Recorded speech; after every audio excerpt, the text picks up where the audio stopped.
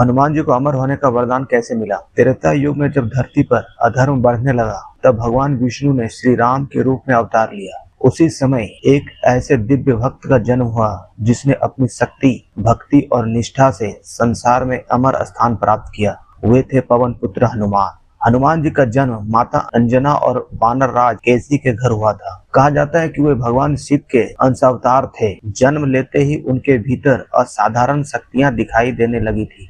बचपन में वे इतने चंचल और तेजस्वी थे कि देवता भी उनकी शक्ति देखकर आश्चर्यचकित हो जाते थे। एक दिन की बात है, सुबह का समय था। आकाश में लाल लाल चमकता हुआ सूर्य निकल रहा था। छोटे बालक हनुमान ने जब सूर्य को देखा तो उन्हें लगा कि यह कोई चमकदार फल है। वे बहुत भूखे थे। फल समझकर वे सीधे आकाश की ओर उड़ पड़े। हनुमान जी तेजी से सूर्य की ओर बढ़ने लगे। उनकी गति इतनी तेज थी कि देवता घबरा गए। उस समय राहु सूर्य को ग्रहण लगाने जा रहा था। जब राहु ने देखा कि कोई दूसरा उससे पहले सूर्य तक पहुंच रहा है, तो वह डरकर इंद्र के पास गया और बोला, देवराज, कोई अद्भुत बालक सूर्य को निगलने जा रहा है। यह सुनकर इंद्रदेव क्रोधित हो गए। वो अपने ऐरावत हाथी पर बैठकर पहुंचे और उन्होंने बालक हनुमान पर अपना वज्र चला दिया। वज्र लगते ही हनुमान जी नीचे गिर पड़े और उनकी ठोड़ी पर गहरी चोट आई।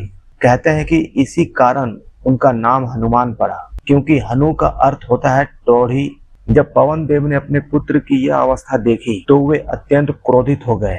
उन्होंने पूरी पृथ्वी से वायु का प्रवाह रोक दिया। हवा बंद होते ही सभी प्राणी तड़पने लगे। देवताओं में हाहाकार मच गया। कोई सांस नहीं ले पा रहा था।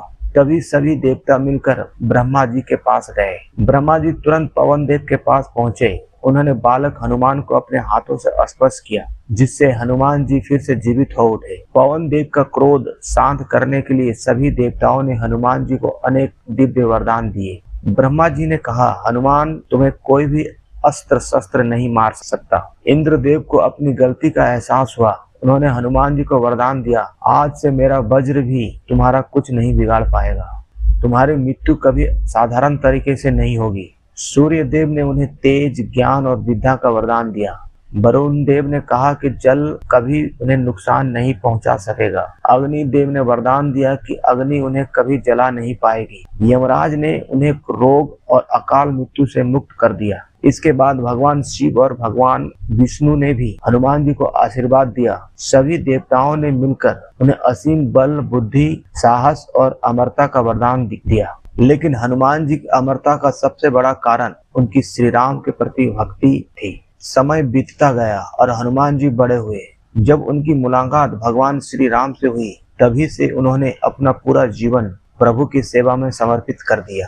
सीता माता की खोज से लेकर लंका दहन और संजीवनी बूटी लाने तक हनुमान जी ने हर कठिन कार्य को अपनी भक्ति और शक्ति से पूरा किया। रामायण युद्ध समाप्त होने के बाद जब भगवान श्री राम अयोध्या लौटे, तब उन्होंने हनुमान जी से कहा, हनुमान, तुम्हारी भक्ति अतुल्य है। जब तक इस संसार में मेरा नाम लिया जाएगा, तब तक तुम्हारा नाम भी अमर रहेगा। यह सुनकर सभी देवता प्रसन्न हो गए। श्री राम ने आगे कहा, कलयुग में भी तुम पृथ्वी पर रहोगे और अपने भक्तों की रक्षा करोगे। जो भी सच्चे मन से तुम्हें याद करेगा, उसके सभी भय और संकट दूर हो जाएंगे। इसी कारण हनुमान जी को चिरंजीवी कहा जाता है, अर्थात ऐसे दिव्य महापुरुष जो अमर हैं और आज भी जीवित हैं।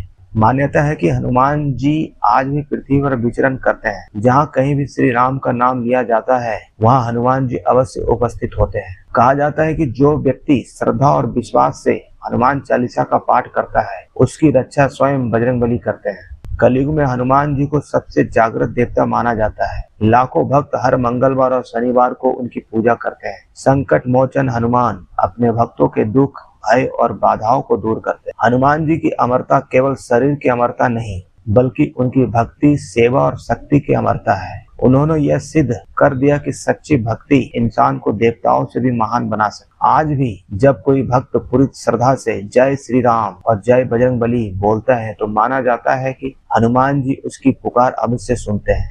इसलिए हनुमान जी केवल एक देवता नहीं, बल्कि भक्ति, साहस और निस्वार्थ सेवा के प्रतीक हैं। उनकी अमर कथा युगों युगों तक भक्तों के लिए हृदय में जीवित रहेगी। अगर आपको यह दिव्य कथा पसंद आई हो तो वीडियो को लाइक करें, चैनल को सब्सक्राइब करें और कमेंट में लिखें जय बजरंगबली। मिलते हैं अगली ऐसी ही अद्भुत और रहस्यमयी कथाओं के साथ। जय श्री राम।